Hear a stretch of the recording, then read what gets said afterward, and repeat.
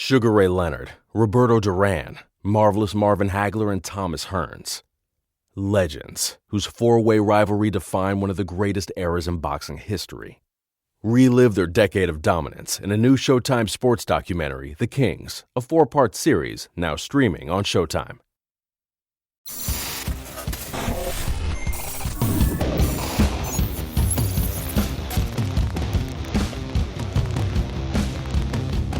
Welcome to another episode of Pro Wrestling for Life, everyone. I'm your host, two-time WWE Hall of Famer, X-Pac. Also joining me right now is my co-host, Nick Hausman from Wrestling Inc. Hello, Nick. Hi, Sean. Very good to see you, man. I'm so stoked about this show today because we always get to record this after we've done all the segments that are going to be on the show. And I know what people are in for today, and I'm really excited to let this one out onto the world, man. Yeah. It turned out to be a nice little mixed bag of treats. Little potpourri here. Yeah, for sure. Some delicious little yummy snacks to chew on here. Yeah, man. So today on the show, and just a little bit after we talk some news here at the top, you're going to hear Sean and I's conversation with 20-year WWE veteran referee Jimmy Korderas in the house here today. Love this conversation. Also later on, you're going to hear from Cultaholics Tom Campbell, who's going to be talking to Sean about his WWF Championship match against The Rock from the 1998 WWF Capital Carnage pay-per-view, which a lot of fans in the States, which we kind of get in there when you guys start talking, may not know as much about, as much as it was made a really big deal over in the UK, what you guys did there in 98, Yeah. It was a fun talk. Yeah. I enjoyed it. Yeah. And for took a few little turns and got back on track, but that's how I do it. That's fine. It's a good one. And then we're going to wrap the show up. We got my latest game show with Sean, and as a special treat, the cherry on the top of the Sunday here today, the one and only Giancarlo Dittamo is going to be taking on Sean Waltman in the latest game. Of course, a lot of fans know Giancarlo for his work at GCW, but he also worked at WWE. He did the Liv Morgan doc. He did the Tom McGee doc. Very buzzy. He's only been on the market for 2 weeks. We're going to talk to him just a little bit about what's going on in his life right now, and then we're going to play some games. So a real variety here today, Sean. I was under the assumption, I don't know why, that it was pronounced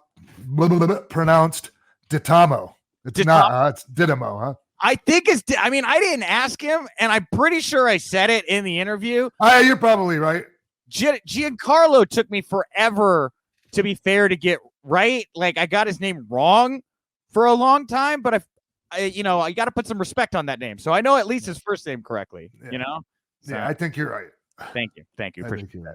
And hey, before we get into the news here, I just want to let everybody know, if you go to the Pro Wrestling for Life Pro Wrestling Tee store right now, we have a brand new sapphire blue shirt. It is Lightning Kid ACD inspired Pro Wrestling for Life shirt. This thing looks dope. You're going to have one soon. I'm going to have one. Marsh is going to have one, and you should go get one too. Beautiful shirt. Of all the podcast shirts I've ever done, I think this is my absolute favorite. So I would definitely recommend you go check that out. And then over on the Patreon this week, not only do you get the ad-free version of the show early, so thank you for everyone who is a Patreon and watching us right now a day early. You're also going to get a watch along that Sean and I are going to do, watching back Six versus Eddie Guerrero, the ladder match from WCW sold out, and Jimmy Korderas stuck around for a little bit longer. The editor for the show, the guy who's watching this right now, putting it together, Ref Marsh, he's an indie ref. We gave him 10-15 minutes to pick Jimmy's brain about the art of refereeing. So you can check all that over on the Patreon, and we got a new shirt as well. All right, news you can use, news will leave a bruise. Sean, it was a big week for wrestling news. I'm not kidding you when I say Wrestling Inc. did more traffic this week than I have seen in months. And what happened was, out of nowhere, WWE decided to release Braun Strowman, Aleister Black, Lana, Ruby Riott, Buddy Murphy, and Santana Garrett. What's your reaction to WWE letting all these big-name talents onto the market all at once? Well, I mean, some of them are bigger name than others. Sure, fair. Who would you say is the biggest name of that? I think Braun Strowman. He was the champion. He was in like one of the main events of WrestleMania last year. Sure, yeah, 100%. Yeah, it's a surprise, but it's not a shock. it's not a shock. Nothing like that shocks me when it comes to them. Yeah. And people are speculating as to why and that, but yeah, dude, it was a lot of people are talking, that's for sure. You're wondering why.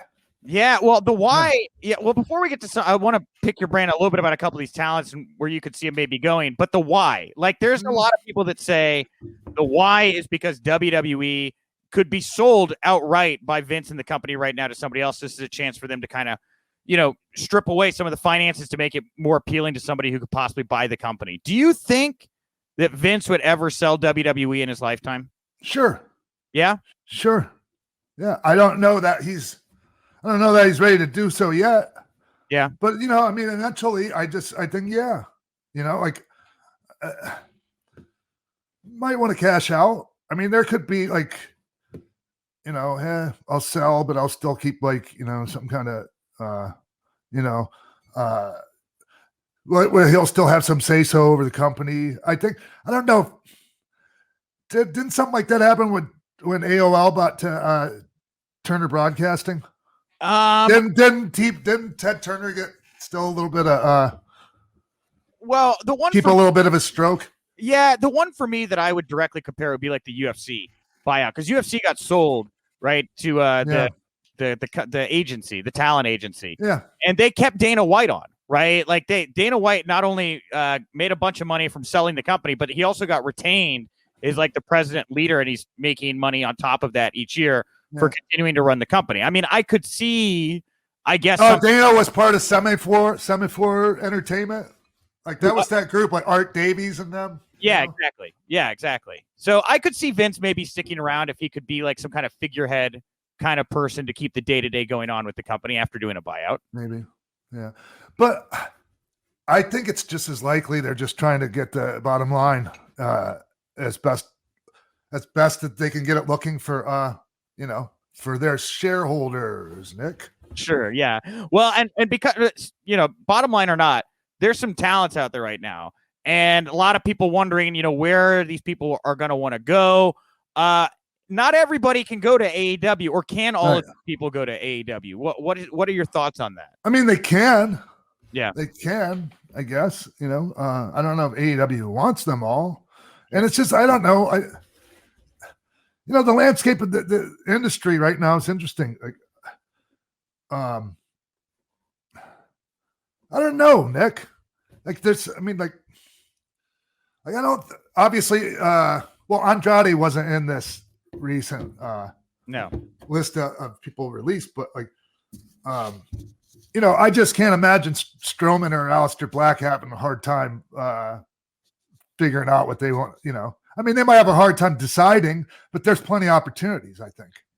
Would you be a fan of watching Lana go be with Miro? Do you think would that be a no-brainer to you to put that act together? Sure, why not? Yeah, right? Yeah. I mean, it's a little different now, right? Because I mean, he's not the Bulgarian brute like he used to be, like that whole monster. Like, it's just he has a different vibe now. Well, you look at you. I mean, when you left WWF initially, the 1, 2, 3 Kid stuff, and got to go be X-Pac. Yeah. Over in WCW, you got a chance to give yourself a whole new coat of paint, and that coat of paint kind of that became you. Like I think that what we saw with X-Pac when you came back was kind of an extension of what you'd created over there with Six, right? Yes. Oh yeah, for sure. This is the same. Basically the same. Yeah. This episode is sponsored by Blue Chew. Say it with us. Blue Chew.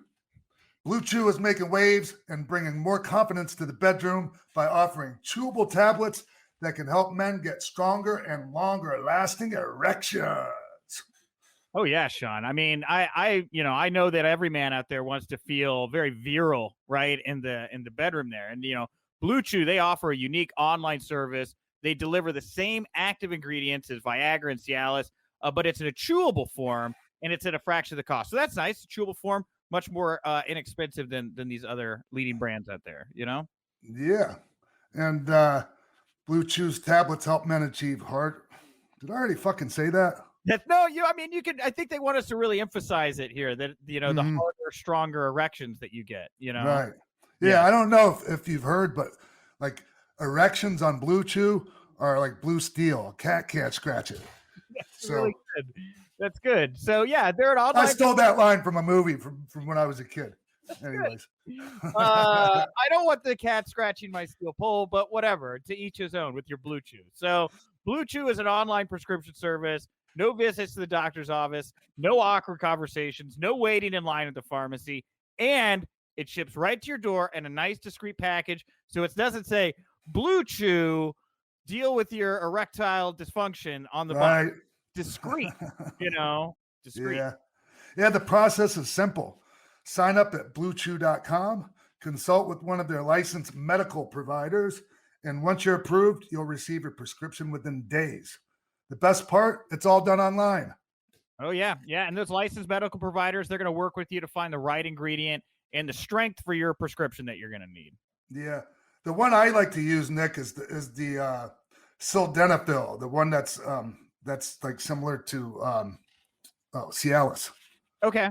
Yeah, there's two different ones you can get. I just prefer that one. Okay, so that's great that you actively are using this and you can testify that this is a great product. Oh yeah, Blue Chew was on board with me for a while back when I was doing X-Pac 12360. Sure, absolutely.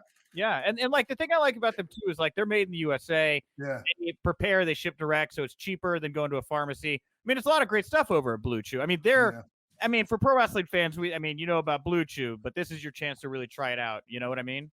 That's the thing about Blue Chew, Nick, is they've been so supportive of the wrestling industry and wrestling podcasts. So I hope everyone goes out and supports them. And they have been, right? Blue Chew's doing great. I think as far as I know, I think they're at the top of their, I'm not going to say the other names of their competitors, but okay, they're at the top of the heat. They're at the top, the peak of the erection. They're on the tip of that erection is where that is. Mm-hmm. The tip. That's the best part. And so the tip, just the tip. Yeah, I know. I'm glad that tickled you, Sean. Hey, so what else do we have here? We say, well, that's the thing is, Sean, this isn't just about us saying nice things. The listeners out there, we got a great deal for you when it comes to Blue Chew. So if you want to try Blue Chew free, use the promo code PRO at checkout. You're going to pay $5 shipping, but you're going to get the free Blue Chew. That's bluechew.com, promo code PRO. You're going to receive the first month free, and that's great. Sean? Yes. Once again, that's bluechew.com, promo code PRO, P-R-O, to receive the first month free. And we thank you very much, Blue Chew. Appreciate your support. Growing up, cereal was one of the best parts of being a kid.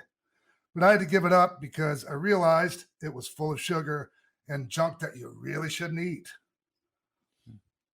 Yeah, totally. I mean, and Sean, you're a high-level athlete. I mean, I'm sure you want to enjoy cereal, but you don't want to put, all that sugar and stuff into your system, right?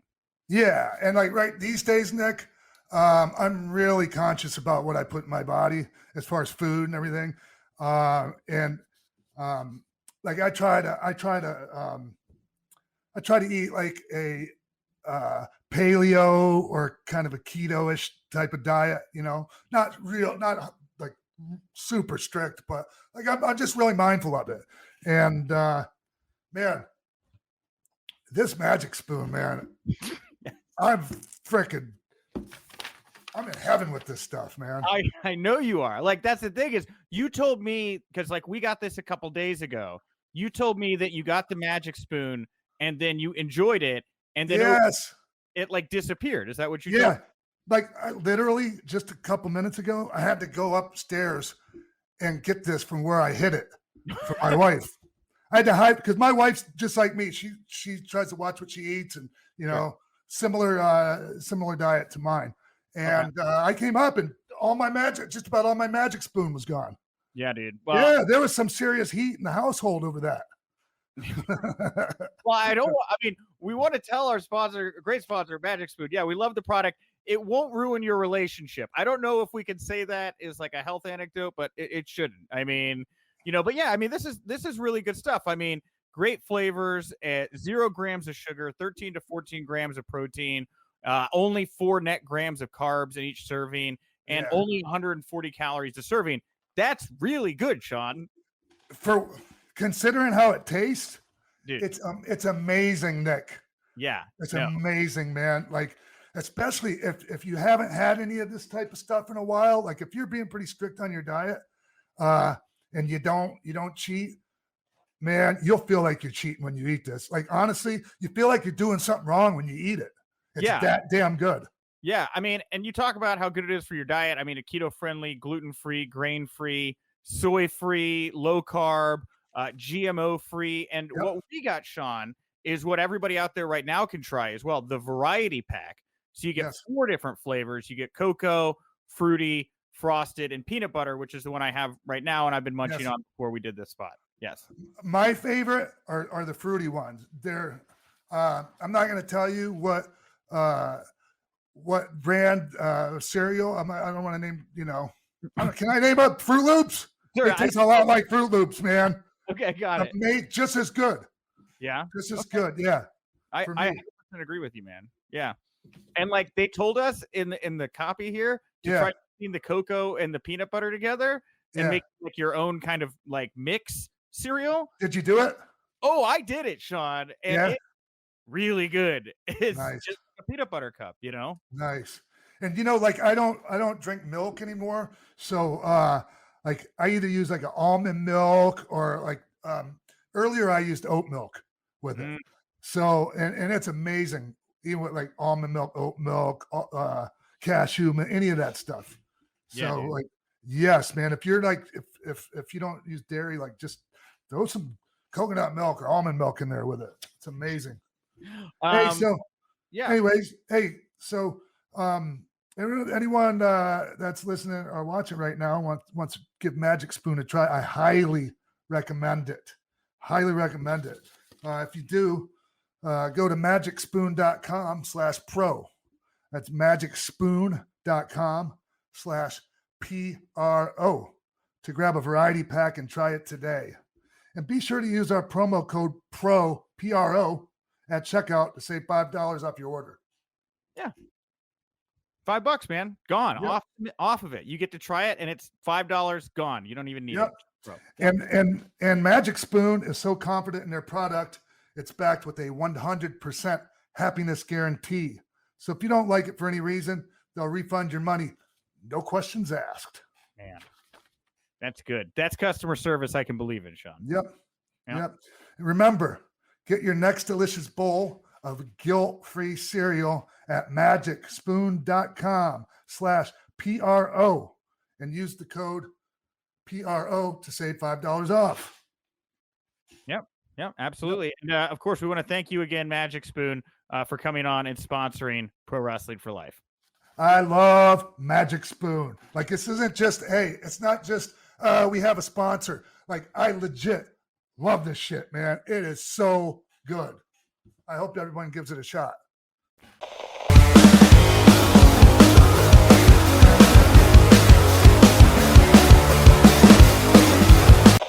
Welcome back to the show, everyone. Joining us right now, a man I've known for decades, a wonderful human being, an excellent referee, ladies and gentlemen, legendary former WWE, WWF referee Jimmy Corderas. What's up, Jimmy? Oh, Sean, man, what a great introduction. I hope I can live up to that introduction now. The pressure's on. It's true, bro. It's true. Oh, thank you. Hey, man. Hey, so it's been a long time. I know everyone, Jimmy and I, we talked a little bit before we started recording. So, like, it's not the very first time I've talked to him, but still, like, I haven't seen Jimmy in forever. Jimmy, how the fuck are you, man? I'm hanging in there. You know what? Surprisingly feeling good. Like I told you before, with this whole situation, I haven't been able to travel anywhere, go anywhere, see anybody. But you know what? I'm very fortunate because when it comes to marriage, I outkicked my coverage and I scored big time. So I'm doing good, man. I'm happy. And what else can you ask for? Dude, hey, man, I lucked out big time too. Like my wife and I, we got married right before the pandemic hit. Mm. But this whole thing, man, it really tests out a marriage, huh? Oh yeah, absolutely. Because it's been great though. It's completely 180 from when I was working that full schedule. Yeah. I'm home a day and a half, so she gets me for a day and a half, but then all of a sudden she gets me for 24/7, and is your wife? Have you all been married since back in the days when you were on the road all the time? We got married in September of 1999. September 5th. I'm going to give you the exact date because if I don't remember the exact date, that's heat. But September 5th, 1999. And believe it or not, because of the marriage, leading into a little bit of a story here, it led into a little bit of an angle on TV that I got involved in by accident, or actually just kidding around. And it was all Hunter's doing too. What is it? Now I want to. What happened? I've got to jump in here and prod you. What's the story? Yeah. Well, remember they were doing the striking referee angle because they were being abused, and they walked off the job, and they brought in the scab referees like Dr. Tom and the old Danny Davis, and Brooklyn Brawler was refereeing and stuff like that. Yes. That was during the time I went on my honeymoon, and JR was gracious. I got 2 weeks off, went to Europe. I get back and they're doing this angle. And, and I'm like, okay, this is cool, kind of, sort of. And I guess I'm going to strike outside. Hunter walks up and goes, "Hey, Corduroy," because he used to call me Corduroy. "Welcome back. How was the honeymoon?" I said, "It was awesome." He says, "Too bad you're not working right now. You're on strike." And I said, as a joke, I just turned to him and said, "Hunter, I just got married. I can't afford to go on strike. I need the payday." And he went, "Come with me." And so I followed him. He took me straight to to Creative and said, "Hey, here's an angle we can work." He's the one guy that can't, go on strike because he needs to work. And which led to the big angle at the pay-per-view where I was refereeing the 6-pack challenge match. All the other refs came out, dragged me out, and beat the living crap out of me. So you turned on your colleagues and jumped the picket line? Yeah. I was the one, I guess. Does that make me a scab ref? I guess it does. Hey man, you got to do what you got to do, right? Mama, exactly. Hey, my baby needs diapers and a new pair of shoes. Yeah, exactly. But it was amazing how just kidding around, throwing an offhanded comment like that led to something like that. It was amazing. Yeah, and Hunter wasn't even involved in really. I mean, he didn't have a title there. Yeah, we were both just talent at the time, right? But he was still influential. Oh yeah, definitely. When it came to that, but yeah, Jimmy. Hey, so when Nick and I were talking about this, I was thinking about putting, and I still want to do this, putting a panel together, discussion, like you and some other referees, I was talking to Coyote about it, Mike Kyoto called him Coyote. But I was thinking about getting some other people because, man, I don't think a lot of people understand the importance of a good, competent referee in there, Jimmy.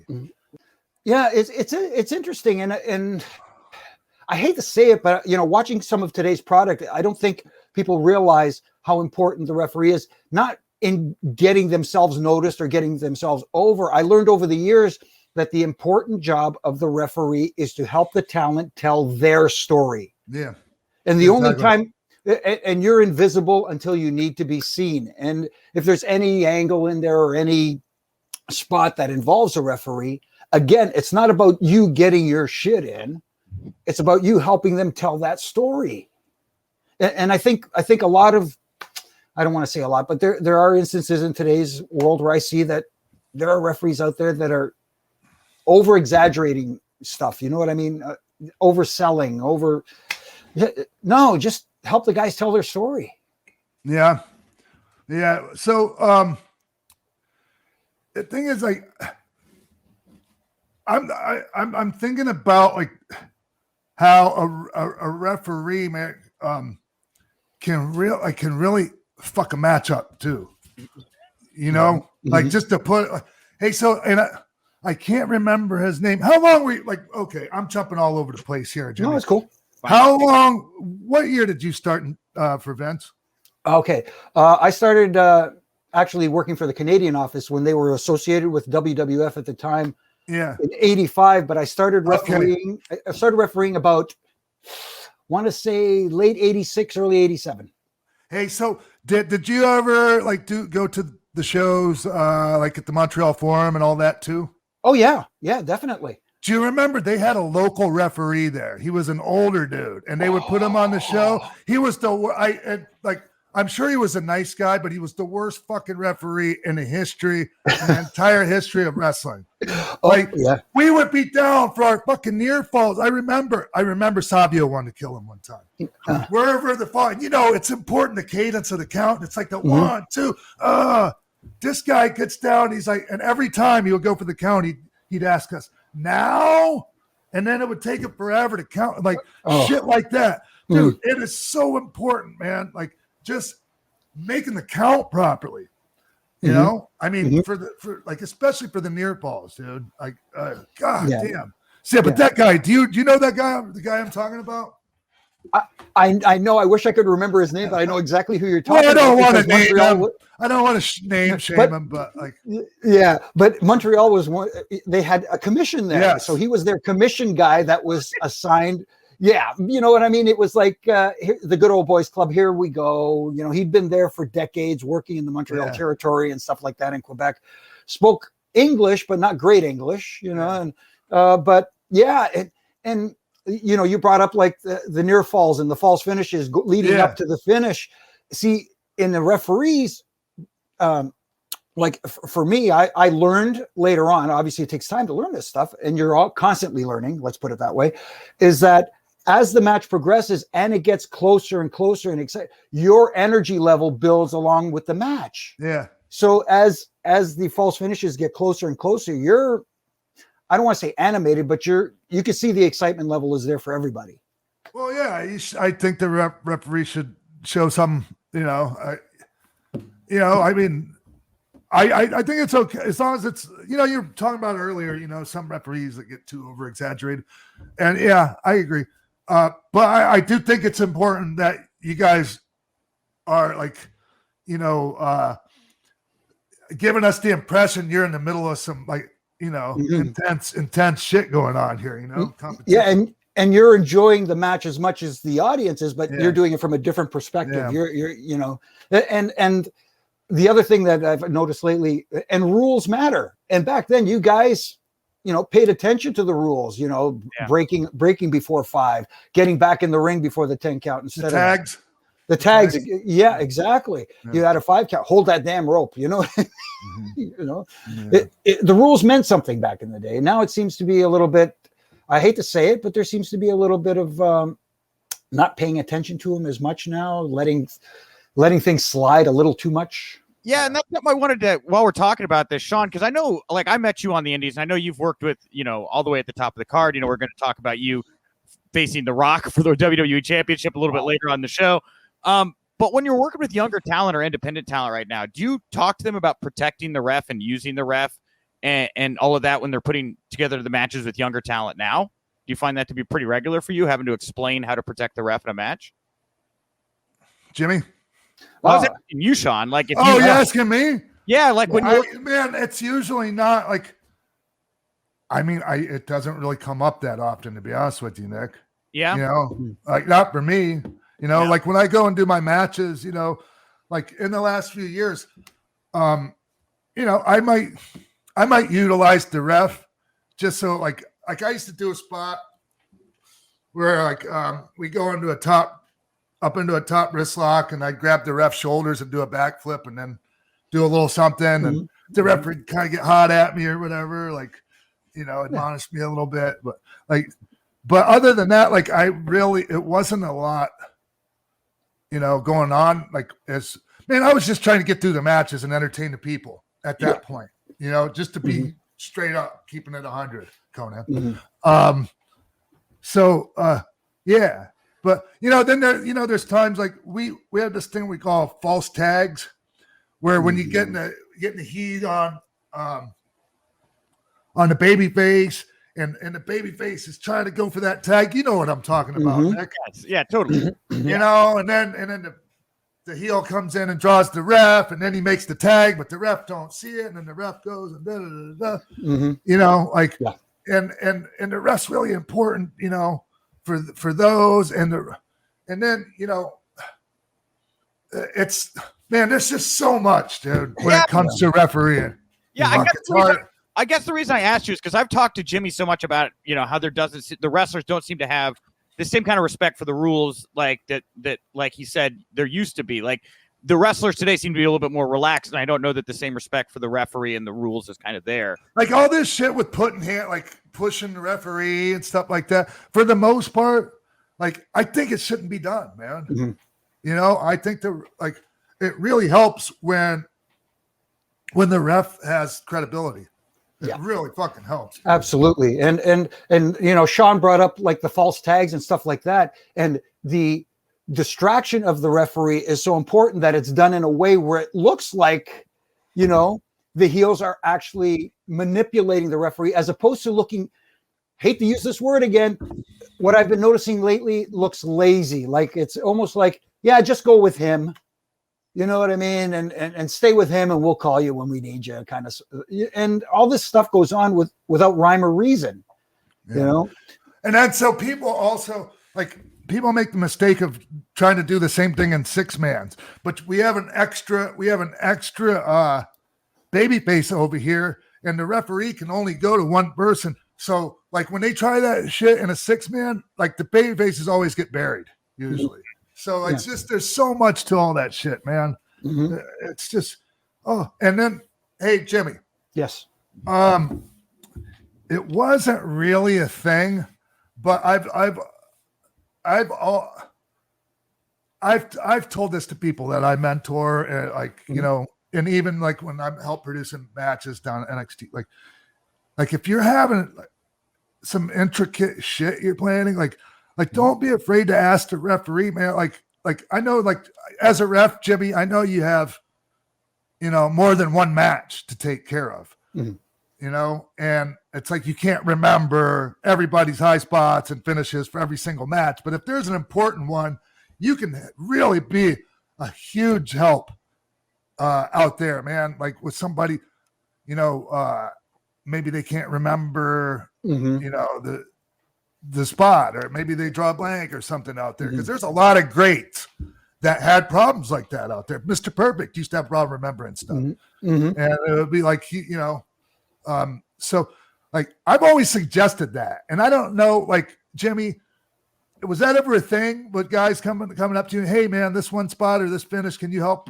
You know, we might need you to help call it to us out there. Yeah, no, there've been a few times where somebody would come up, hey, when we get to this particular point in the match, please, if I'm not in the right spot, remind me where I need to be and stuff like that. And you know, and that's fine. And when they tell me that, I made a, you know, very conscious effort to remember all that stuff.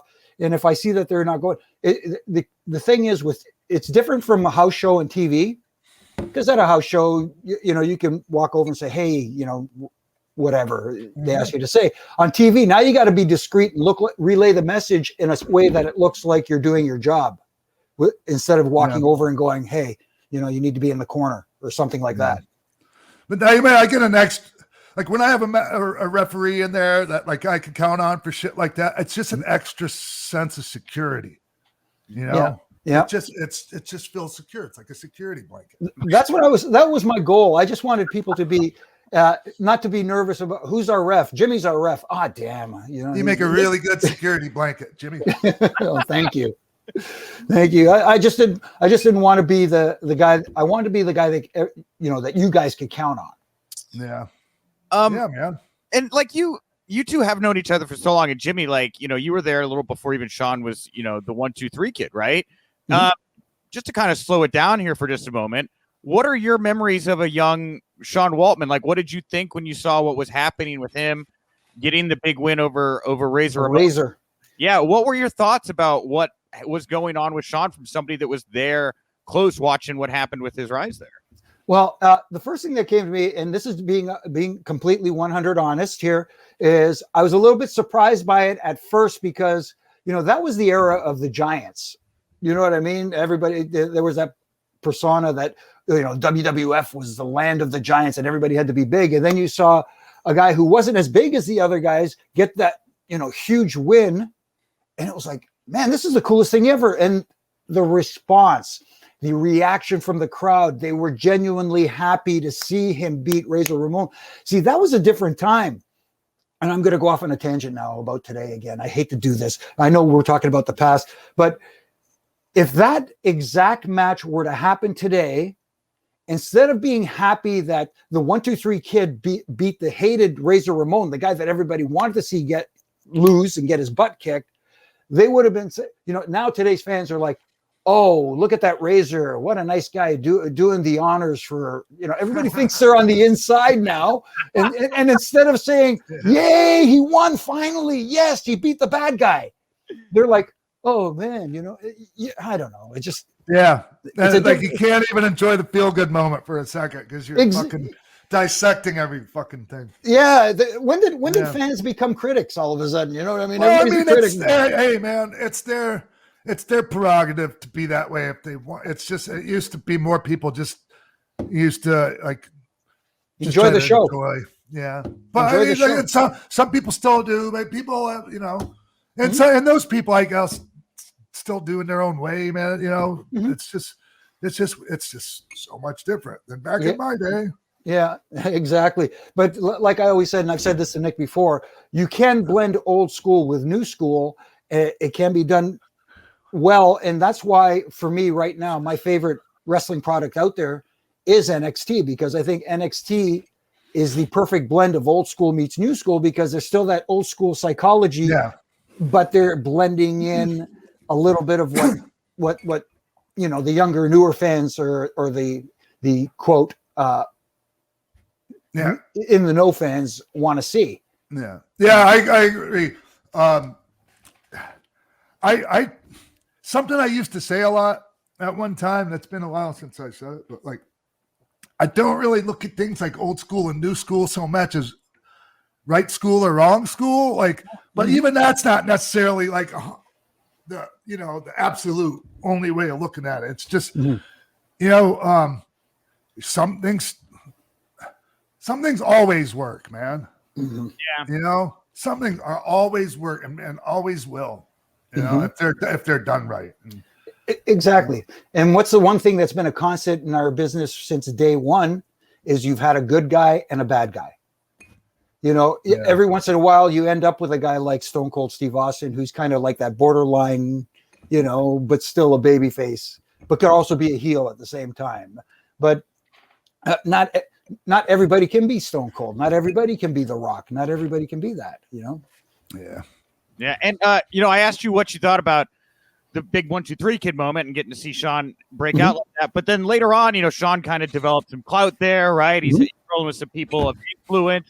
What did you think of the Click, Jimmy, as somebody that was really not writing? I'm curious. Yeah. To be perfectly honest with you, I got along with you guys fine. I didn't you know what I mean? It was like, you know how it is in the locker room. All of a sudden you hear somebody going, man, these guys over here, and I'm like, I'm in my own world setting up the ring. I still think to this day I should be sainted for hanging out with Tony Chimmel for so long and being his friend. Oh, dude. But I kid him, I rib him, but Tony's awesome. I love Tony, the Rodney Dangerfield of pro wrestling. Exactly. But again, I didn't witness the stuff that, the rumors and all that stuff that everybody talked about. I got along with them just fine. Everybody, and also like our hijinks and all the, like our actions or whatever, like they didn't affect you. Like they, like it was perceived, they affected, like the in-ring talent so much. Right. So it wasn't like you would have, like maybe if you felt like what we were doing affected, your position on the card or something, you might have felt a little different, Jimmy. I don't know. maybe, but I like I said, I was always treated well by you guys, and you just saw as such a nice guy, like your demeanor, like, dude, anyone that's a dick to you, like, what the fuck, man? I can't even imagine. But people are like, you ever have that? Were there people around that just didn't like you for some reason? I will be honest. I think so. I won't mention any names, but it was wasn't. I don't think it wasn't one of the boys. It was someone in the office later on. But I'll just leave it at that. Okay. Yeah. I just think there was. Well, here's to make a long story short. There was a time where it looked like they were going to transition me a little bit into more like a Timmy White role. Yeah. You know, where you're kind of like an agent kind of thing. And let me just say that as you remember at TV, one of the agents had to sit there and take the times down when the guys arrived. Oh yeah. Yeah, and when guys arrived late, you had to mark that down, and I hated doing that. It was like, but that was like, was that in the early '90s part? Like, because there was a time like when that was going on when George Steele. Yeah, I remember like Owen comes in like literally 1 minute after, and like George is fining him $500, and like Owen blew a gasket and he kicked the fucking window, blew out of this fucking. There was like a little gym in this high school we were in, and the windows in the gym even had that, you know, that metal, like there was like metal in there to keep it from shattering. Like weaved metal that's real. Yeah, exactly. Dude, that didn't stop it from shattering when Owen kicked that fucking thing. He was so mad because it was bullshit, man. Like you literally so what if your clock's a little fast, motherfucker? Yeah, I just to me, I just didn't like that part of it. Do you know what I mean? I love the idea of it, but but that particular part of it, again, hating using the word, you felt like a stooge. Oh yeah, putting you in that position, like fuck that. Yeah, and I unfortunately voiced my displeasure about it, which didn't sit well with a few people. So, last thing I kind of want to jump in here before we go on to something else. Sean, I know how proud you are, how you collaborated with so many people and got to have input on your matches. And I know, Jimmy, you've talked to me about how from time to time you would maybe mention something here or there that, you were part of that collaborative experience. Like, Sean, were you open when referees would come in and bring something up or point something out? Did you like having referees in the conversation when putting together? I wasn't against it, but I just don't remember it ever really coming up, Nick, to be honest with you. Okay. Just curious. Yeah. I tell you what though, like, I mean, there were just certain refs that you ended up like, I don't know, Jimmy, how did that work, man? How did you guys figure out who was getting assigned to who? Well, actually, talk about the pecking order. No, it was basically, Earl was the head guy. Earl was our guy. And, and it went down from there. And the referees were assigned by either Jack Lanza or Jay Strongbow. Did you have a nickname? Did Chief have a nickname for you, Jimmy? No, he just called me Jimmy. Yeah. I know we had Coyote or Chichi or Kiki, stuff like that, but D'Amico was John Brown. John Brown, yes. John Brown. Oh my goodness. Mark Yaton was Goat Boy, and anyway. Oh my God. Oh, you're shitting me, was he? Yeah, because he had the farm out there in Pennsylvania. So Chimmel started that by saying, "Oh, he raises goats out. He raises goats out there on the farm." So they Goat Boy, and then it's stuck, and the poor guy was like labeled. Mark Eaton was a really nice guy. Yeah, definitely. I felt really bad, and because I fucking got so mad at him one time, Jimmy. But like to carry it on he did fuck up a bit, but Jericho and I had this cage match, right? And like I put him over in the cage match, and like it was my turn to get my heat back on TV. So we had this fucking, not that I really needed to get it back, but that's how that goes, right? So they gave Jericho and I have this first blood match. We have a fucking first blood match on Raw. And so we use the candy glass bottles. So we were going to use that for the color, right? And so, but those things are so so fragile, and they can break real easy with that barely touching them. So we had and Mark, I'm sorry for telling this story, but I'm just telling it just to talk about what an asshole I was that time. Okay, go for it. We told Jimmy, we told Mark to put the to put the bottles like under the timekeeper's table, but not near each other in case one broke. Like we don't want them to break against each other, right. Because we needed two just in case. And so when it come time to get under there to give it the bottle, I go under there, and Mark had put them right next to each other, and they both were broken. Oh my God, I fucking flipped the gasket, dude. Like you could see me out there when I'm doing it. I'm taking the already broken bottle and hitting Chris in the head. Like, and so like I took it out on Chris, So, and then I just I was so mad at him about it. And it was like, like I wish that wouldn't have happened, but like, man, I really I held on to that for way too. Mark's a really good fucking guy. So Mark, I'm very sorry for being an asshole about that. Yeah. You're a good motherfucker. Oh, wow. There you go. There we go. Ran off to the wheat, but it's okay. That was a good story. Yeah. No, cool. Yeah. You just made me think of that when you brought up the GoPro stuff and everything. Love you, Mark. Well, Jimmy, I want to thank you for joining us on the show. Before we let you go, is there anything you want to plug, promote, put over, anything like that? Oh, really quickly here. Obviously, I do my weekday ref and rant. It's just a minute-long video I do on my social media, which is on Twitter at Jimmy Corderas, Instagram at Real Jimmy Corderas, because apparently somebody else stole my name somewhere there, so I had to put real in front of it. And I also have ref and rant t-shirts now on prowrestlingtees.com. The store's called Jimmy the Ref, and who knows, maybe some coffee mugs will be coming soon too. Jimmy, real quick, man, not including yourself, give me I was gonna say top 5, but top 5 refs in your opinion ever. Oh my goodness! Wow. I know, right? These are tough questions. Like I get stumped when I get asked shit like this. Yeah, so because if you don't have a good answer, the class, it don't have to be in order, Jimmy. By the way, the hipper thing to do when framing this is give me your Mount Rushmore of referees. That's what the headline is on all the news sites. Wow. See, that's the toughest one for me, and no particular order. And I apologize if I'm leaving out some guys because there's some really good refs out there. Tommy Young, used to love Tommy Young. Yes, he was one. He probably the referee that's as good as anyone ever. Yes, who got me. Like I say, the referees aren't supposed to be noticed, but I noticed how good Tommy Young was from day one. Yeah.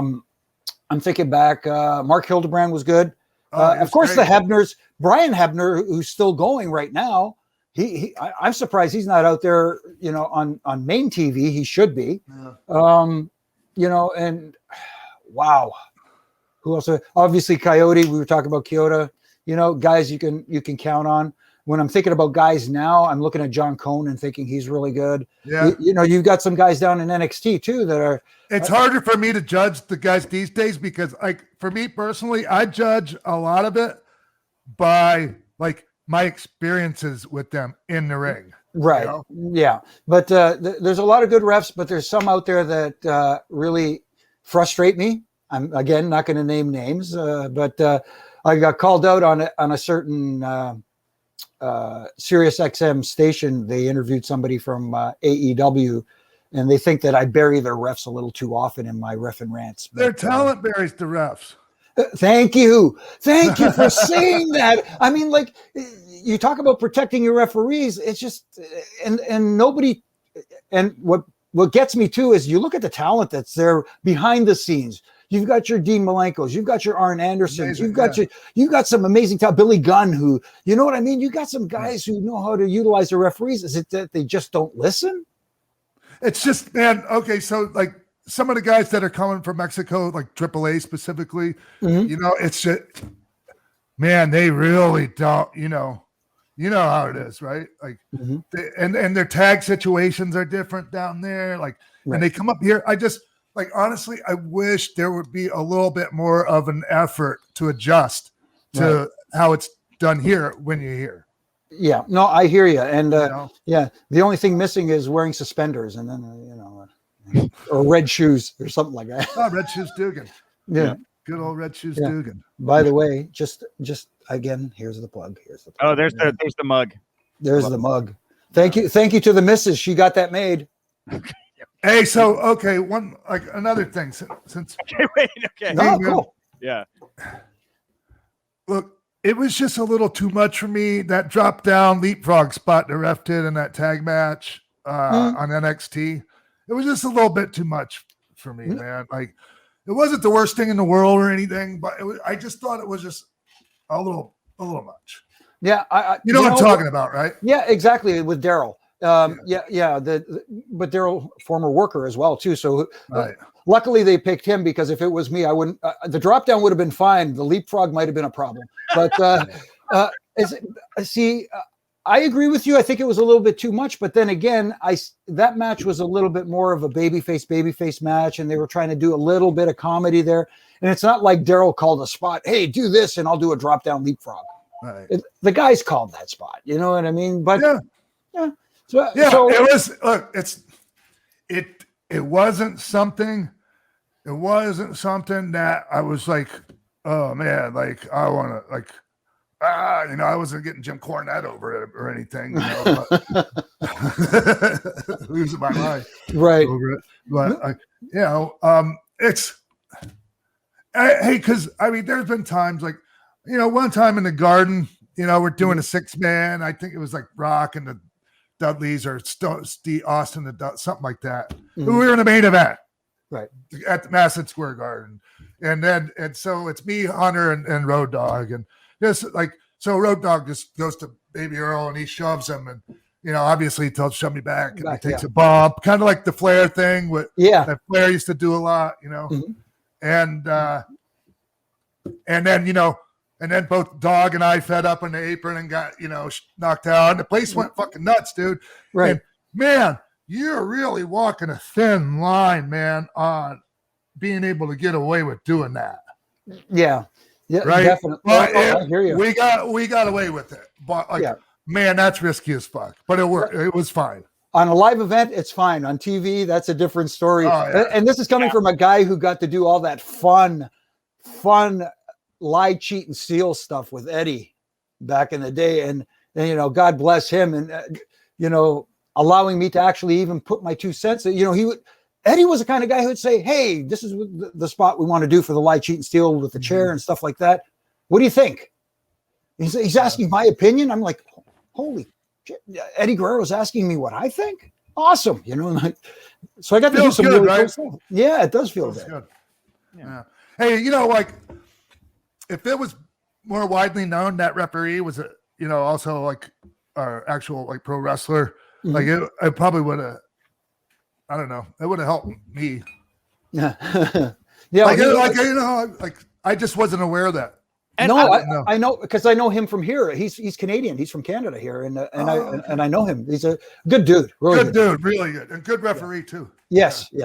And I feel like as the younger person here, I'm like kind of desensitized a little bit when I see things like that, because I'm just so used to seeing referees be more part of the show. Like I know we've talked about it, like the AEW refs are like encouraged to go out there and like I would see Rick Knox. I love Rick Knox too. Yeah. Like I would see him do like fucking tope code hero off the top rope to the floor. Yeah. But there is an AEW ref, again, who I will not name, that sells more than the guy who's getting the actual move done to him. You know what I mean? When a guy gets punched in the face, if the referee does a subtle, ooh, that looked like it hurt. You know what I mean? As opposed to going, oh, and grabbing your own face. You didn't get punched, dude. You didn't land flat. Oh, somebody's grabbing their own. Yeah, they're grabbing their own back. The fucking Corsican. Yeah. I don't know. They're feeling the pain by osmosis. I don't know what the heck's going on. Well, I was as a manager all the time. I was told to sell, when my guy was down and things like that to make it look bigger. But you're right. As a referee, it just kind of takes away from it. So, especially when you're standing between the guys and you're getting seen on TV. Yeah. And it's a fine line, dude, on the manager thing, even because that can be distracting too, man. Sometimes I'm like to the manager, "Hey, man, fucking calm down out there, dude. We're fucking trying to do something here." Right. That may have been me. Damn it, Nick. It wasn't you. Fuck it.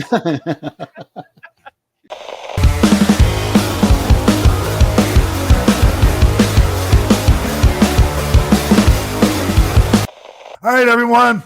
Once again, I was going to say it's one of my favorite segments of the show, but there's not that many segments. So but I love this segment.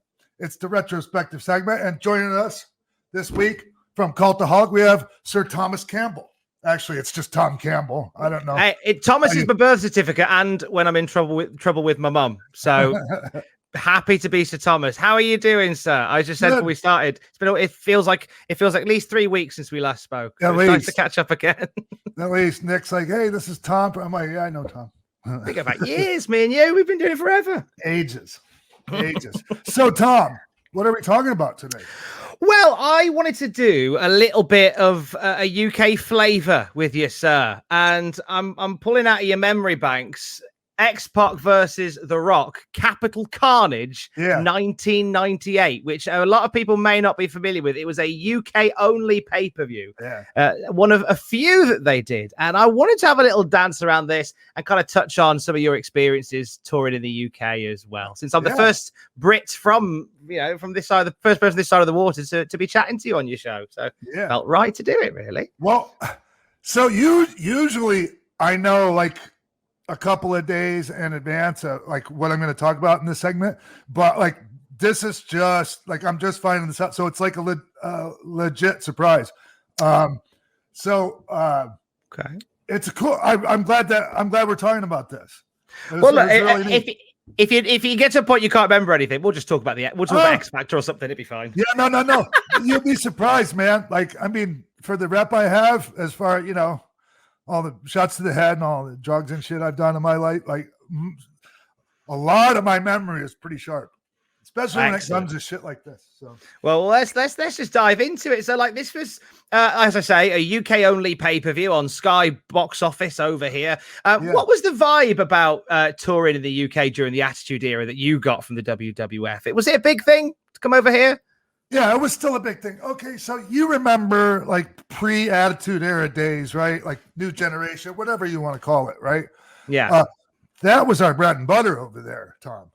I think you know that, right? Like, I mean, the business was dead here in the States, and man, we were over there more than we were like back here. Like, we'd have to come back here just to do TV, and then we'd be back on a goddamn plane back over to Europe again, so we can make some actual money. So you were we were starved of it over here. So like especially during the New Generation era, we were glad to have it. Then during the Attitude Era, wrestling got really weird over here because we started getting tribute acts to the WWF guys. There was a guy, and I wish I knew his name. He was a tribute X-Pac.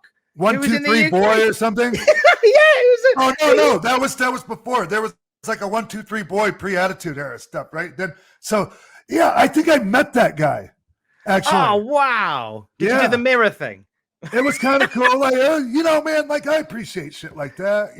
Like, guys trying to make a buck. Like honestly, Tom, I guess it could be kind of weird, but like, man.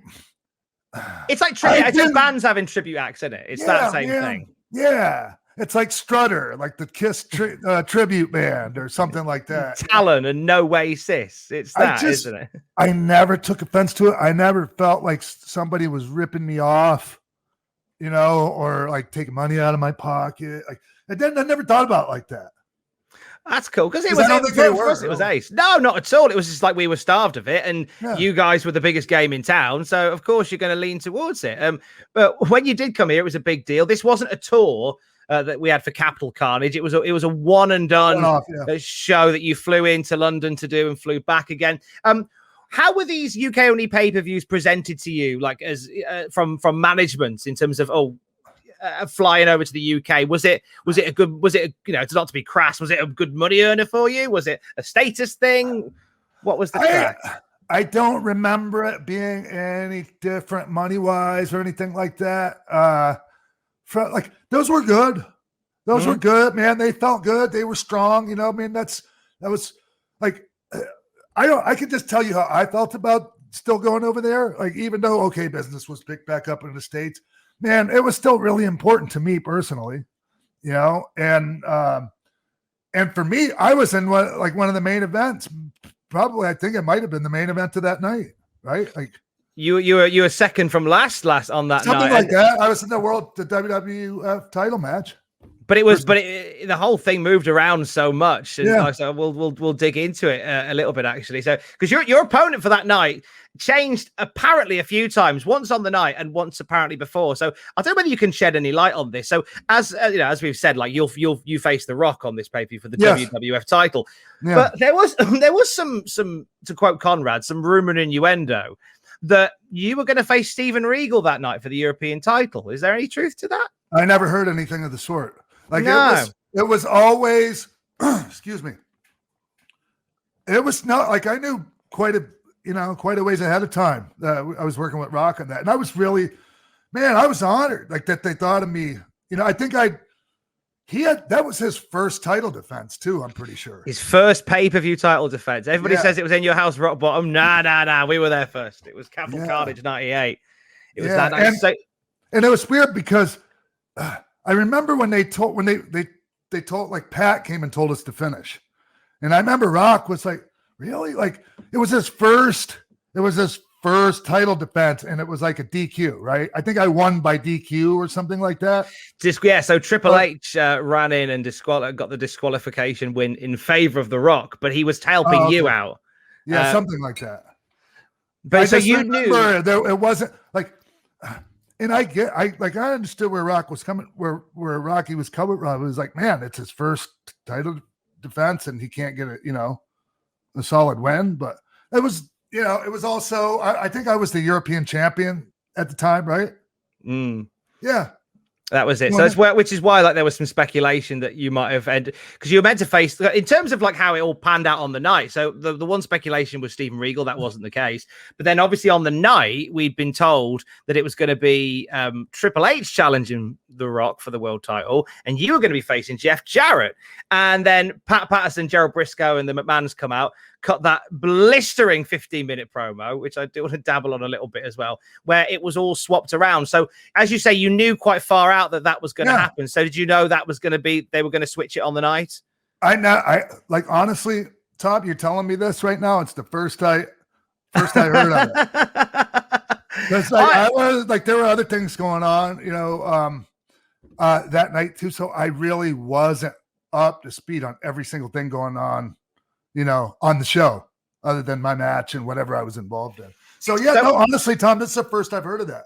Oh yeah, because it was part of like an amazing promo that Pat Patterson came out and did and swapped the matches around. Vince came out and insulted the audience. It was drinking a cup of tea. It was a really fun moment. But like, so talk me through your day then before that match. So it was a one-off show. So you flew into London. Did you have stuff to do, like media stuff to do during the day? Was it just straight to the venue? Like, how did your day pan out that day in London? Can you remember? I wish I could remember.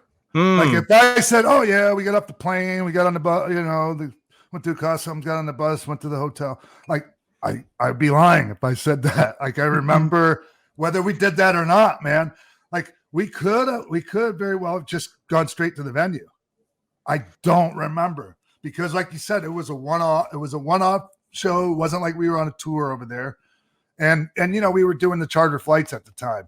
So we might have like just got in and out of there real quick. I can't even remember. That's fair enough.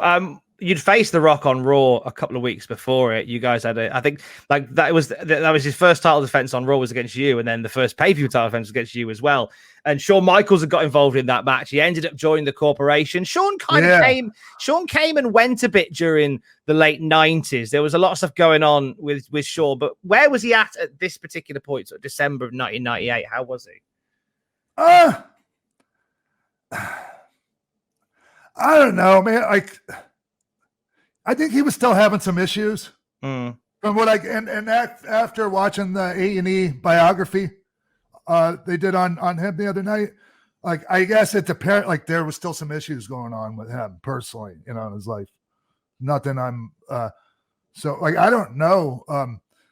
I got to be honest with you. Like, okay, so that title match, and Shawn came in, he waffled me over the head with the chair, screwed me over. Dude, that took a lot out of me, Tom. Really? Oh, bro. He folded that fucking chair over my head. It looked rough, but yeah, dude.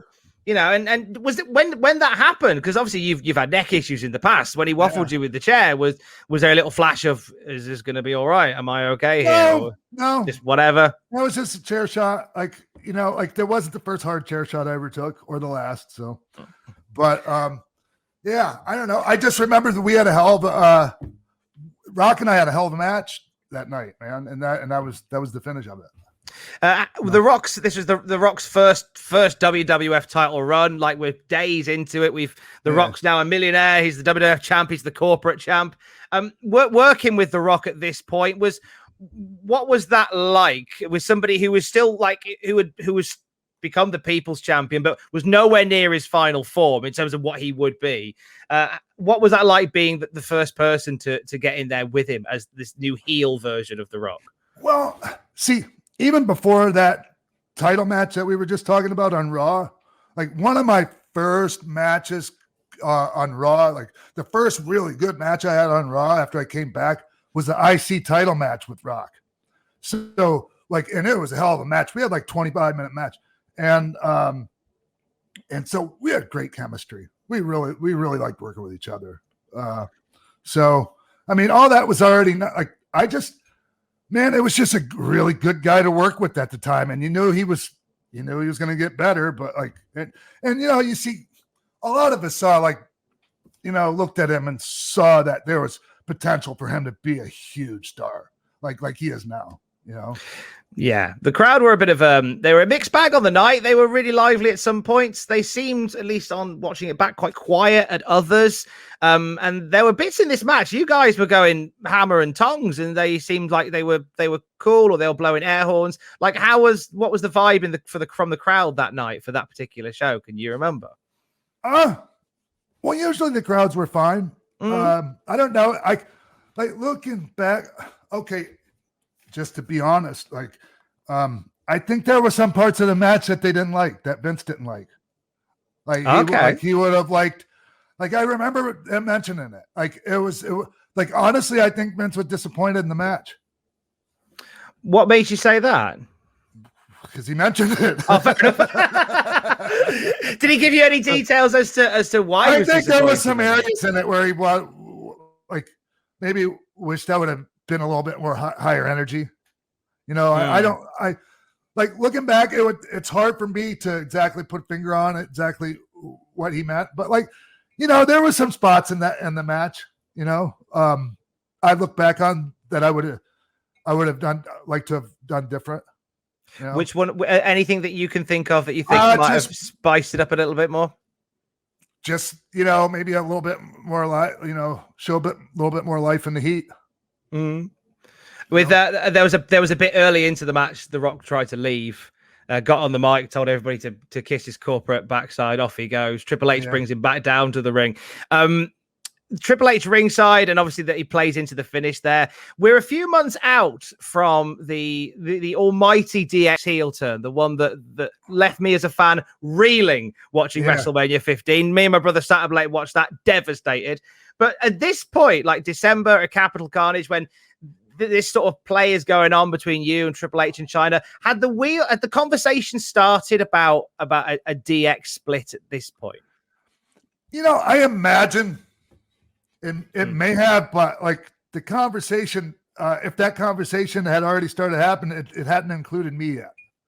Right. What was when you kind of got wind that this was coming? What were your feelings on it being so attached to the DX? Well, you know, identity. Okay. I just remember as a group, I remember Dog and Billy being pretty worried because look, man, we were getting, you know, our merchandise checks would come every quarter, and you know those were 6-figure checks when you're in D-Generation X. So like, and you get used to those fat 6-figure quarterly royalty checks, man. Like, and you think, hey, man, what's this going to do to my royalty checks? You know, and my bottom line. And so there was concern over that. I don't remember being that concerned over that, to be honest with you. And you know, at that point, Vince had already talked to me about working WrestleMania with Shane. You know, he brought me in and talked to me like, hey man, hey Sean, you know, This is what I was thinking. Wanted to have you work with Shane. You know, I mean, I was honored. You know, but I made a couple of conditions. Okay, I get to call the shots. You know, I'm in charge of this, and I get to go over. You know, I win the match, and that was all agreed to.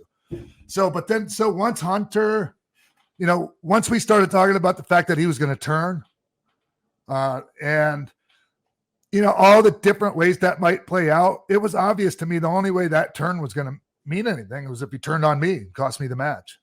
So that was actually my idea. No one asked me to do that. It was a moment. It was a moment in time that just genuinely floored everybody. But to take it back to Capital Carnage, that was a big night for yourself, going in as a champion, fighting for the WWF title as well. Do you have a particular favorite moment from your time in the WWE that was based in the UK? Not really, Tom. I just because there's so much time. There's a lot there, you know, and it's just y'all over there was so good to us, you know, and it felt like home over there, man. At one point, like it felt like home, you know. It was so good to, like, you know, you see certain people, you get to know, you know, like even the fans that followed us from show to show, man. Like, man, most of us were grateful for that. Like, you know. Like a lot of us would complain at the same time. Oh, you know, no pictures right now. But my God, man, if they weren't there, we'd be depressed. I think. You know, you need that energy. It was just so great, man. The whole thing, the bus trips, you know, just man, just so much great stuff, man, and so many great memories from all that. Just one final point on the Rock match with the Rock from Capital Carnage. Obviously the finish was a DQ, as we've talked about, but you said like the Rock was quite shocked by that. How do you think you guys would have workshopped that differently had you not gone with a DQ? Had you been given a bit more creative freedom, how do you think you would have liked the finish to have gone? Well, I mean, I was fine with it, but I understood where he was coming from. It's his first title defense, man. A good solid win on your first title defense. But they didn't really make a big thing of it back here in the States. No, like I say, it was kind of a glorified house show, which is why I'm always intrigued to see kind of what the vibe was about them. Because over here, like they were advertised very heavily, and it was a house show with TV lights, essentially, with the TV lights on. And I wondered whether they were treated by yourselves any differently, or whether you kind of went into it thinking it's a sort of not in a disrespectful way. Like, did you see it as more than a house show, or did you treat it slightly differently? Me personally, absolutely. Yeah, man, because millions of people are watching you, Tom. Yeah. Okay, just another, like, you're punishing yourself, man, if you go in there with that attitude. And so, like, okay, I'm not going to do as much because this is just a glorified house show. Yeah, but millions of people don't see it that way. Yeah. You know, it's true. It's crazy, man. And you guys gave us so much reason to give you the best we had, because like the energy and the venues, you know, over there was off the charts, man. You know, we're a lively bunch and we're full of brilliant chants, and that's probably especially in the Attitude Era. Now, I got to be honest, there were some times, like when I first started going over there, even though the product was hot, like sometimes I think we had gone over there so much, Tom, that we burned it out. You know, we burned it out, and so the crowds, like, they would still show up, but like they'd already seen so much, man, and so they weren't as hot. The buildings were still full, but the crowds weren't as hot. That makes sense. And over here, it was a weird one because like we kind of noticed the pattern that there'd be these great Sky Box Office pay-per-views, and then Raw would roll around like nobody's mentioned that X-Pac had a title shot on. Why is no one talking about that? That was quite important, surely. Yeah. So that's the reason, like, that they didn't mind just doing that kind of finish for Rock's first title defense, because it really wasn't his first pay-per-view title defense as far as like the North American fans were concerned, right? I'm with you. Yeah. Before I let you go, who's a British star that you've got your eye on? Somebody you love from this side of the water? Oh man, There's loads. I know we've talked about this before. I know how you are so still connected to the product and to what wrestling's doing at the moment. And is there anybody from this side of the water that you think, because obviously we got Drew McIntyre representing Scotland and by a whole, the United Kingdom. He's very much so Tim here's Henman. who, and we haven't seen any really much of him yet, but keep your eye on Ridge Holland. Yeah, Yorkshire boy, Ridge Holland. Yes. Good shout. Remember, I said it.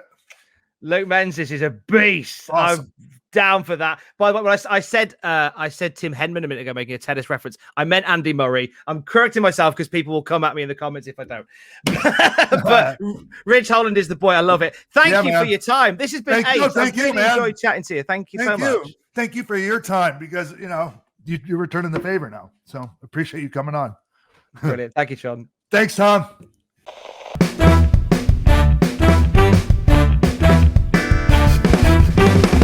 Welcome to the game show portion of Pro Wrestling for Life. It is me, your game show host, Nick Hausman, and I am back here to referee a contest between a two-time Hall of Famer coming to the show right now, Sean X-Pac Waltman. Sean, welcome back to your show. Welcome to the game show. All right, thank you, Nick. It's a pleasure to be here today. Who is my opponent for today, Nick? That's a great question, Sean. Well, we like to have pro wrestling influencers here, or ideally patron members. If you are a subscriber to the kid level of Patreon, you get your name thrown into the raffle. This week we have both. He is both a Patreon subscriber and what? You didn't know that? You didn't know that? Yeah, dude. You don't need. I appreciate it. No, he actually. I'm glad you didn't know that. But no, yeah, he's an actual Patreon subscriber. He supports this show. And he's a notable pro wrestling personality. Yeah. It's Giancarlo Dittamo. Giancarlo, welcome back. Thank you very much for taking the time. Hey, guys. Pro Wrestling Play. Giancarlo, what's up, man? What's up, man? How are you? Good. Hey, so everybody, Giancarlo's actually been here in this room that I'm in right now. For people, some people might remember the little piece that Giancarlo produced on the Tom McGee. The secret lost Tom McGee match tape. Holy Grail. Yeah. And so, I had. How did I end up in that? Just because I had a. So, man, to be honest with you, that was supposed to be just like a 5-minute little YouTube video, and we got all this stuff happening, and then we ended up contacting Tom and finding him, and getting an interview with him, and then, man, I got to thank you because I just cold texted you. Out of the blue and was like, hey, you've been tweeting about this online. Any chance that, we could sit down and talk about it?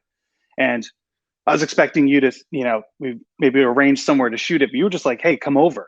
Yeah, come on. And that was it. Yeah. Yeah. So thank you for that, man. Yeah, man. Last time I saw you, I mean, I suppose we're going to get to playing a game here in a second, but like last time I saw you was when I was inducted into the most recent Hall of Fame, and you were talking to me about maybe doing another project with me. We can still do it, dude. Yeah. So, I'd love to. I'd love to be a part of the. I'm no longer with the WWE. Yeah. As of 2 weeks ago. But man, I was a huge fan of you growing up, and if there's any chance to be a part of the camp of to get you back in the ring. And if we can document it and tell that story, let's do it.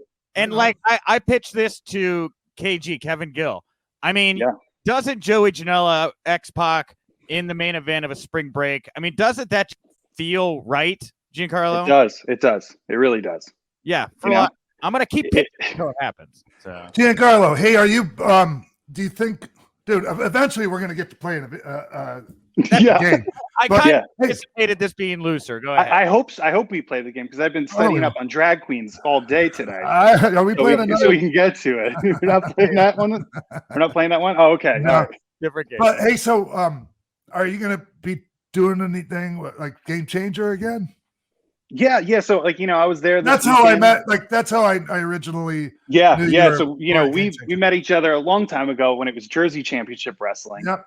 And you used to do the shows there at Game Changer World, and then eventually it became Game Changer Wrestling. Yeah. Jersey Championship Wrestling is back. It's now like the kind of the developmental to Game Changer Wrestling. Is Ricky O involved with it again? No, Ricky O's no. He sold the rights over to Brett Lauderdale. So and that's Brett's story. I'll let him tell that. Yeah. But man, there was a lot of shows this weekend. I was at 3 of them, and man, it felt really good. It felt really good that we kept saying, like, I see the light at the end of the tunnel of this pandemic, and man, we're now seeing the light. We're here. We're getting out of it, and it feels really good. So hey, and it's Stephanie McMahon mentioned something I just briefly saw, like that their projection for like their live attendance stuff, or the stuff they have coming up, is looking really strong. And the only reason I bring that up is I can only imagine that same enthusiasm is industry wide and not just WWE. Sure. Yeah, I mean, this weekend it was there was 800 people there, which is a very large crowd for these independent shows. Yeah, man. Usually they're drawing 500, stuff like that. During the pandemic, you can only fit maybe 100 people, 150 people, right, because of the capacity limits. But no, it's people want entertainment. Yeah, and especially pro wrestling, right? Like, yeah, I mean, with anything too. I mean, like, I went to the city last minute to go to a comedy show, and man, it was like you had to show your Vax card to get in, but packed room. It was like it was like it felt really good. Yeah, Michael Shea was there, and he said, "Welcome back to civilization." Michael Shea, and everyone was like, oh, "That was it, man. That's it." Right on. Dude, and so, like, real quick before we get into the game here, I'll do my obligatory question. Like, dude, you were on. I mean, you're so beloved, Giancarlo. I cannot stress how I have never met a person that has said a bad word about you. When we found out that you were no longer with the company, I read things like people were surprised because they said Giancarlo is a genius. Is the way that you were described. I don't love that. No, I mean, but I'm an Apple genius. Yeah. No, I know Apple Genius ones. They're doing very well. No, it's the Apple Genius people, but you have an eye and a mind for producing pro wrestling, unlike I think very few of this generation. So, why? Like, were you surprised that that it didn't fit there for you? I guess in the end. Yeah, man. I mean, it wasn't just me. It was a lot of people, and it was a decision that's made probably to benefit business and stuff. So, I'm looking forward. I'm looking forward to what's next. Cool. Yeah, man. I've just been really positive, and these past 2 weeks, people have just said some really beautiful things to me. And it's you kind of can't be down about it when you hear these things. No, man. Hey, look. And I mentioned this to somebody else. I'm pretty tight with that got released in the same time period as you. Sure. And I just said, hey man, I was pissed when I got fired, when I got let go, when Eric fired me by FedEx. I was pissed off about that, but I knew like once I got over that, like the feeling shitty about that, and I got over it quick because I knew there was a lot waiting for me. Like I knew the opportunity, it was doing me a favor, honestly, but it still didn't feel good, so I can imagine that might have been, you might still have some of that. Man, there was a lot of things I still wanted to do there, but hopefully I'll still be able to do them, now. Oh, and trust starting me, now, dude. right? Hey, and trust me, that's not the last, unless you turn them down, they'll be calling you again. Okay. Yeah. Oh, they will. I just, I love this. I'm always right about that shit. Okay. Yeah. No, I know. I mean, it's wrestling. Everything has to come full circle. That's just how it works, right? Yeah. There's no one that I've told that to that didn't end up back in WWE. Yeah. I believe it. You got the monkey's paw right there. Okay, let's jump. Hey, this is a game show segment. As much as I welcome the conversation about Giancarlo, who is beloved, and we all are hoping will do well. Today's game is a retread. So I was talking to Giancarlo before. He wanted Attitude Era questions. Sean has really, I think, only ever won this game once. And so we're going to bring it back. On my desk, I keep this stack of about, 100 or so 1997 Titan Sports trivia cards, okay? Each card has 5 questions on it. Now, I have read these questions pretty regularly. I don't think there's an order of difficulty from 1 to 5. I believe it to just be 5 random questions. Now, all of these questions are from 1997 or before. They only reference things from 97 or before. So to decide who's, you know what, we've had Giancarlo's taking the time to do this Play the Game show. He's a patron. I think we should just let him go first, Sean. Unless you have anything. Absolutely. Okay. All right. Wonderful. I mean, Thank you. But honestly, that little thing we do, like to decide, like that's always fun too. Like I can make another paper airplane, but I can let Giancarlo make it first, so he wins. That's fine. That's fine. I didn't think of a good prize. I was gonna. Hey, do you want a scavenger hunt, Sean? Do you want a scavenger hunt to start it off here to see who goes first? I mean, we could do first that. Person who finds I'm gonna put him over, but the first person to show me a writing utensil will get to go first. Oh, jeez. Giancarlo wins. He had a. There we go. There it is. I got. What? Oh, nice. Wow. Markers. John. I was at the CVS the other day. I was thinking about drawing, doing some doodling. Let me get some markers. Yeah, okay. So I can doodle. Sure. Sign us a T-shirt with your doodling, please. Yeah. Whole pack of markers, by the way, for those at home that couldn't see that. Out of nowhere, Sean brought onto the screen. Okay, so Giancarlo won. So, Sean, you're going to pick a number 1 through 5. I'm going to ask Giancarlo the question on the card that corresponds with the number. If he gets it right, he gets a point. So, what number? 1 through 5? 3. 3. Okay. Right in the middle. All right. This goes to you, Giancarlo. At the 1990 SummerSlam, who was the guest of Brother Love? Was it A, Hacksaw Jim Duggan, B, Sergeant Slaughter, or C, Rowdy Roddy Piper? C? The answer was no. I'm sorry. The answer was B, Sergeant Slaughter, the guest. Yeah, I didn't know. Like, if there wasn't multiple choice, I wouldn't have got that. But like when you gave all the I was like, oh yeah, that was during the Sergeant Slaughter is the bet. Turned on Sure, turned on us. Okay, got it. Wonderful. Okay, well, Giancarlo, you can pick a number now, 1 through 5, for me to ask Sean a question. 5. Okay. You kind of gave him a layup here, I think, but we'll find out. Number 5.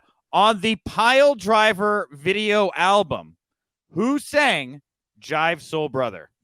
Or Jive Soul Bro? Come on, Sean. Who is it? Oh, me? It's on you.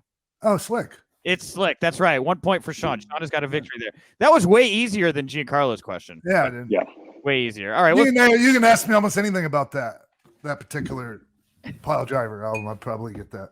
It's a classic, man. To be fair, it's a banger. So I thought so. All right. Anyway, back to Giancarlo here now. Sean, pick a number 1 through 5. I'll go with 1. Okay, number 1. All right, Giancarlo. Oh fuck, these are hard. Okay, where did the May 1995 In Your House take place? Which I'm sure Sean might have actually been on. Was it Louisville, Saginaw, or Syracuse? I'm just gonna guess. I'm just gonna go with Syracuse. You guessed correctly, Giancarlo. There we go. That was correct. 95 really? Happened in Syracuse. Yeah.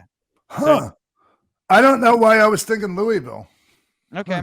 Do you think you were on the May 1995 In Your House, Sean? I don't know.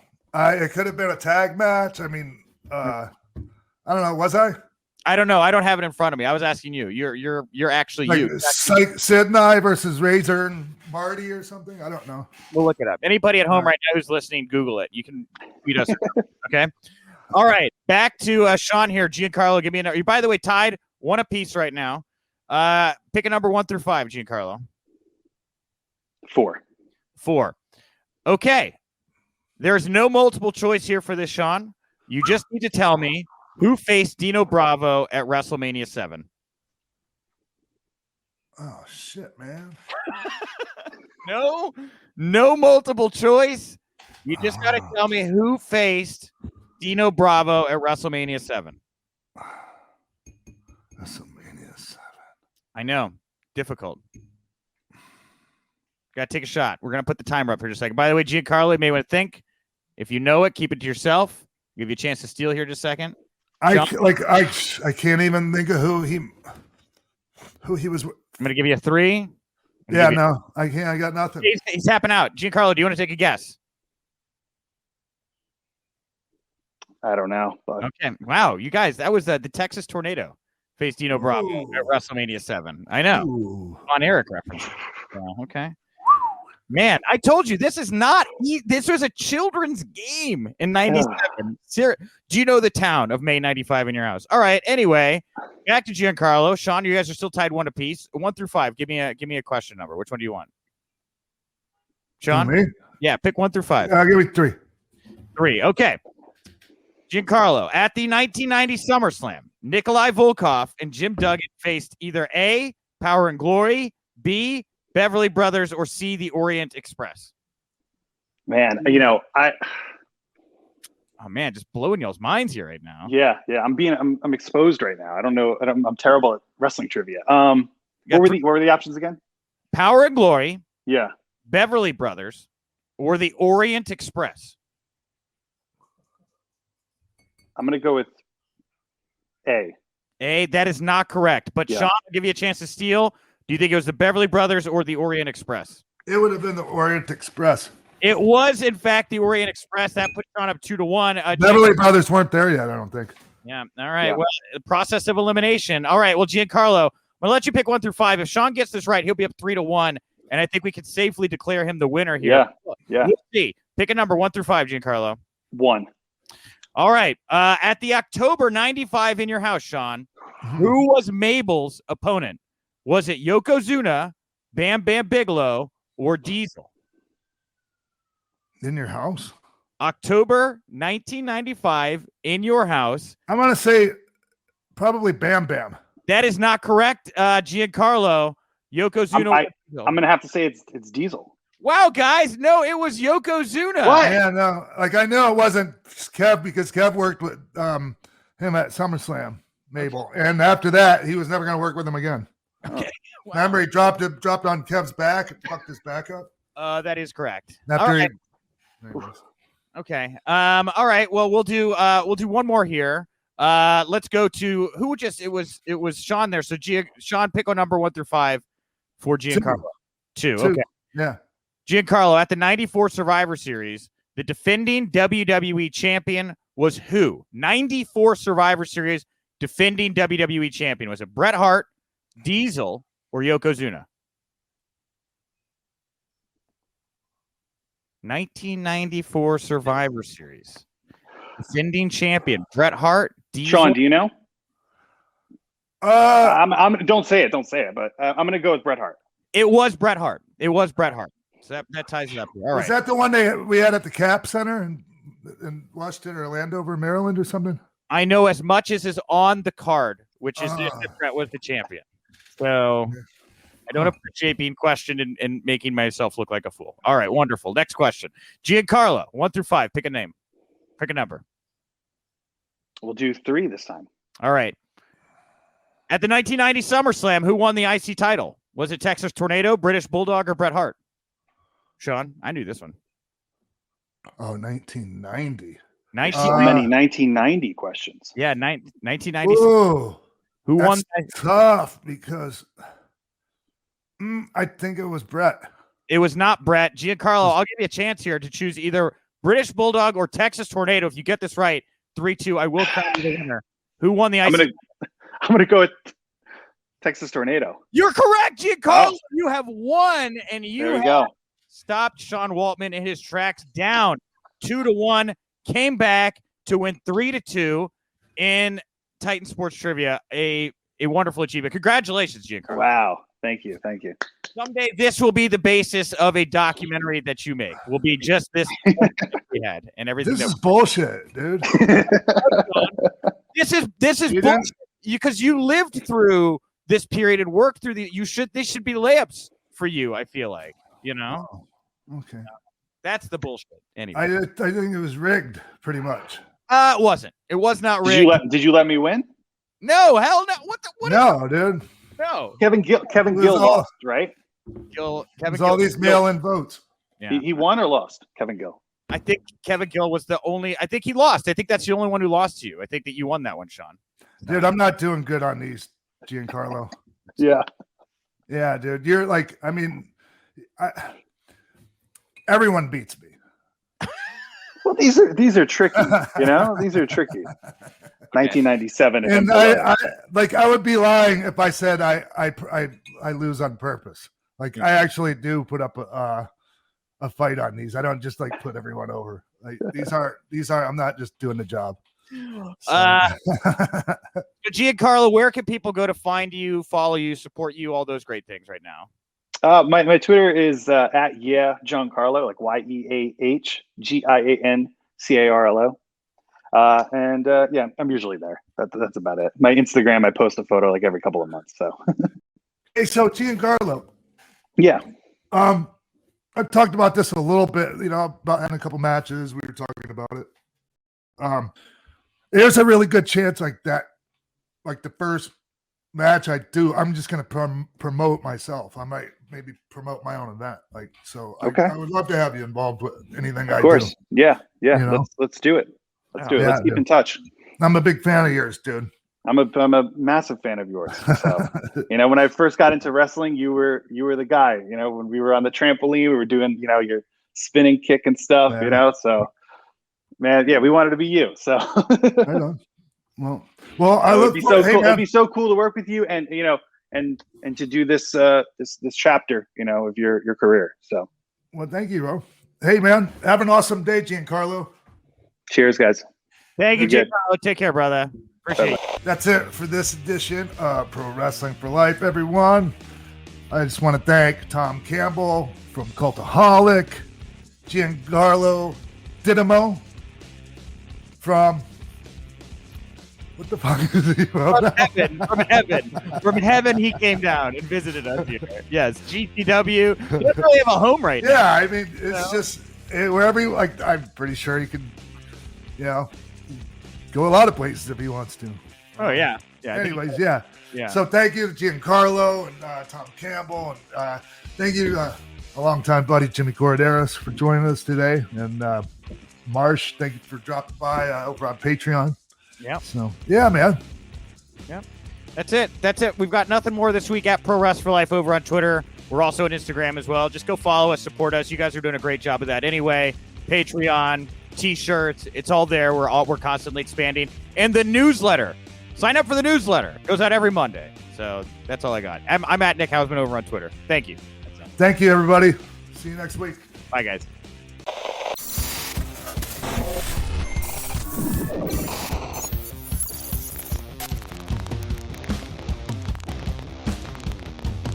Sugar Ray Leonard, Roberto Duran, Marvelous Marvin Hagler, and Thomas Hearns.